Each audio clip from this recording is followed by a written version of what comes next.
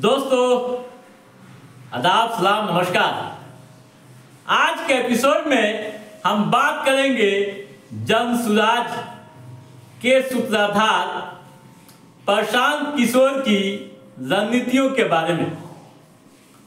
जैसा कि आप जान रहे हैं कि प्रशांत किशोर पिछले 5 दिनों से मनाही के बावजूद बीपीएससी की परीक्षा रद्द करने की मांग को लेकर पटना के गांधी मैदान में आमरण अनशन पर डटे हुए थे। उनके साथ बड़ी संख्या में जनसुराजी व समर्थक भी थे। पुलिस ने उन्हें आज गिरफ्तार कर लिया। उनकी गिरफ्तारी के बाद बिहार का सियासी पारा काफी चढ़ गया है। एक सवाल सियासी गलियारों से आम व खास के बीच उठने लगा है कि प्रशांत किशोर की गिरफ्तारी से बिहार की सियासत पर क्या असर पड़ेगा। क्या प्रशांत किशोर को पुलिस ने सियासी हीरो बना दिया? क्या प्रशांत किशोर की रणनीति आगे रंग लाएगी? कई तरह की चर्चाएं सियासी गलियारों से लेकर आम व खास के बीच हो रही है।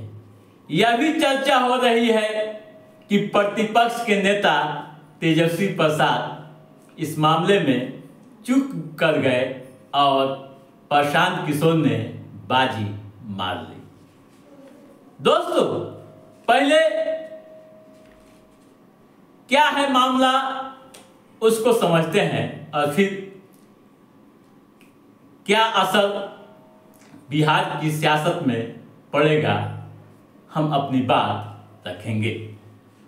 दोस्तों, जैसा कि आप जान रहे हैं कि बीपीएससी की परीक्षा रद्द करने की मांग को ले यह आंदोलन चल रहा था।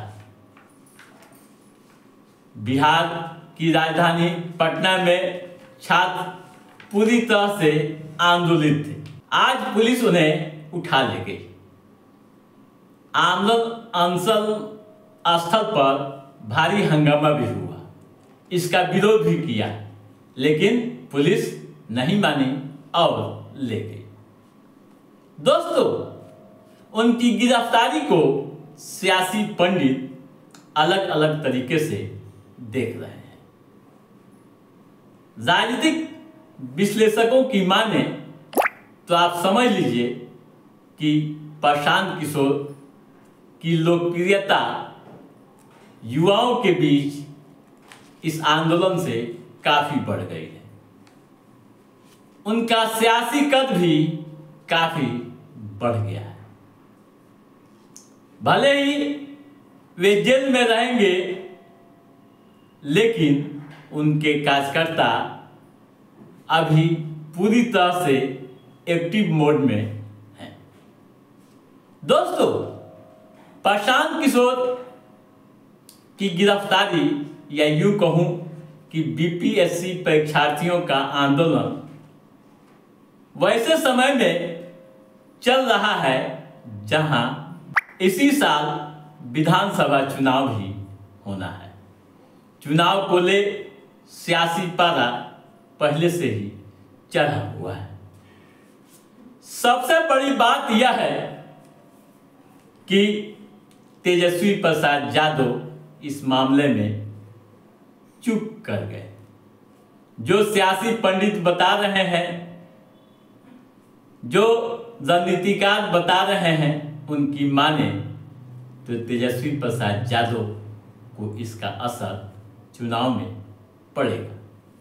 दोस्तों, तेजस्वी प्रसाद यादव बीपीएससी अभ्यर्थी जब आयोग कार्यालय के सामने आंदोलित थे, तब वे अपनी यात्रा को स्थगित कर देर रात उनसे मुलाकात की थी।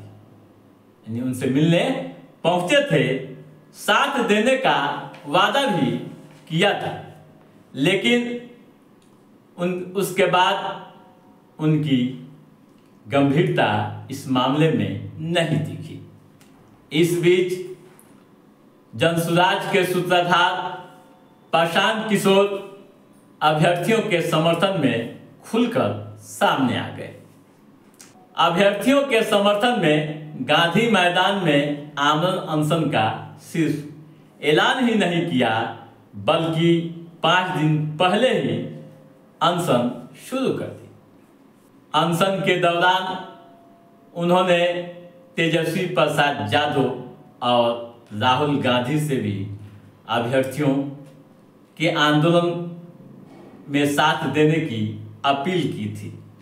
उन्होंने कहा था कि तेजस्वी प्रसाद यादव और राहुल गांधी इस आंदोलन को लीड करें तो वे उनका साथ देंगे, लेकिन दोनों नेताओं की खामोशी रही। वैसे दोस्तों, राहुल गांधी विदेश यात्रा पर है, पर तेजस्वी यादव चुप्पी साधे रहे। दोस्तों, प्रशांत किशोर की गिरफ्तारी से एनडीए सरकार पर सवाल तो उठेंगे ही, साथ ही तेजस्वी प्रसाद यादव की सियासत पर भी इसका असर पड़ेगा। जो रणनीतिकार बता रहे हैं उनकी माने तो आप समझ लीजिए कि प्रशांत किशोर अपनी रणनीति में हिट कर गए हैं।